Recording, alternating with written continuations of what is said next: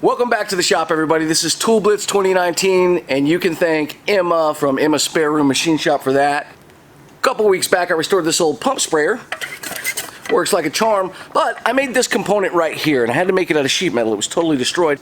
Wanted to show you guys real quick how I was able to get that so perfect with just a hammer. You have to pardon the mess in the shop today, but I've got a roller, so I can roll stuff like this, right? No problem. But that really wasn't going to work for my situation because we were making a funnel, essentially. It had to go down to a point, so we started with a wedge, and that curve had to kind of follow that. So there's no way that this would have been tight enough to do that. The only way we could do it was by hand. So I just got a random piece of sheet metal here, and I'm going to show you just really quickly how that worked out. First things first, make sure you've got your morning coffee and your power hammer disassembled. Oh, and in the way. You're going to want a nice flat surface to do this on, but we're going to go ahead and just chunk this down right here. And you can see it's kind of curving up at the end. We don't want that, so just go like that.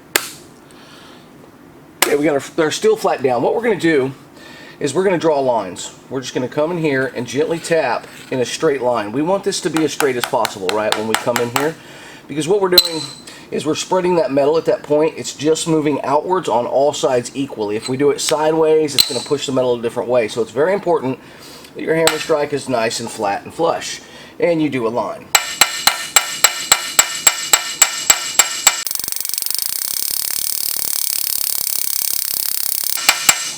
And as you can see, we've lifted up off the table now, so we're starting to make that curve. Now, how far you want to spread that apart, that's up to you. You're the one that knows exactly what it is you're building.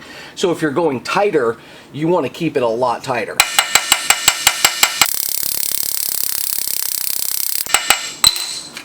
That's it. You can see we're starting, and as you can see, we're starting to develop a nice curve there. Now this curve can go all the way around. You can really just grab this metal and you can kind of bend it. I can take my coffee cup and I can bend it right around my metal.